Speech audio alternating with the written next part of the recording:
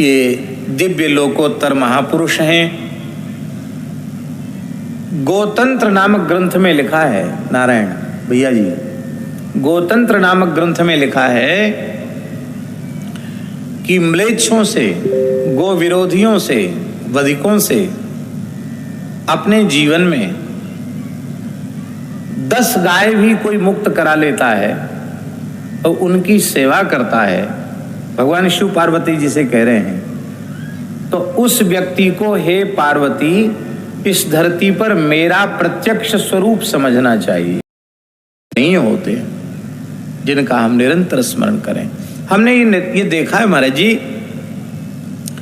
कि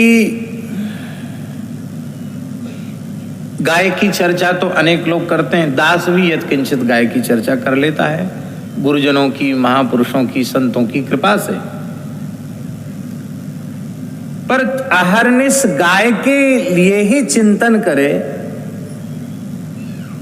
गाय की ही चर्चा करे, गाय के लिए ही जिए, गाय के लिए ही देखे, सुने, बोले, किसी भी प्रकार की क्रिया करे तो वह गाय के लिए ही करे।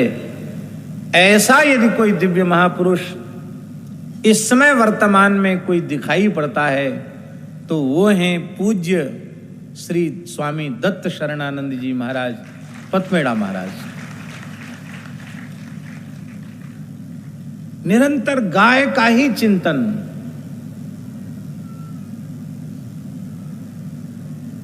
ऐसे ही हमने अपने ब्रज में पूज्य बाबा ठाकुरदास जी को देखा। ऐसा अद्भुत गो चिंतन था, अहर्निश गो चिंतन था उनको। कोई ज्यादा किसी पर प्रसन्न होते तो यही बात कहते थे, गाय को मन में बसाइए। ये गो नवरात्रि महोत्सव, गो कथाओं के आयोजन, इनके मूल में भी यही भाव है कि जन जन के भीतर गोवंश की सेवा का भाव जागृत हो, गो भक्ति की प्रतिष्ठा हो। यही पवित्र भाव लेकर के और यह आयोजन होता है।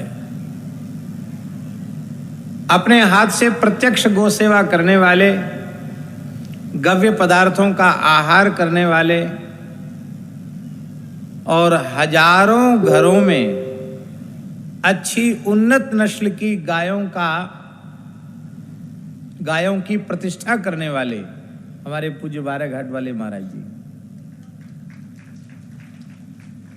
किसी कोने में चले जाओ, इनके माध्यम से ही अच्छी नस्ल की गाय आकर लोगों के घरों में प्रतिष्ठित हो रही है। बहुत बड़ा कार्य इन महापुरुषों के द्वारा हो रहा है। इन सभी महापुरुषों के चरणों में हम प्रणाम करते हैं।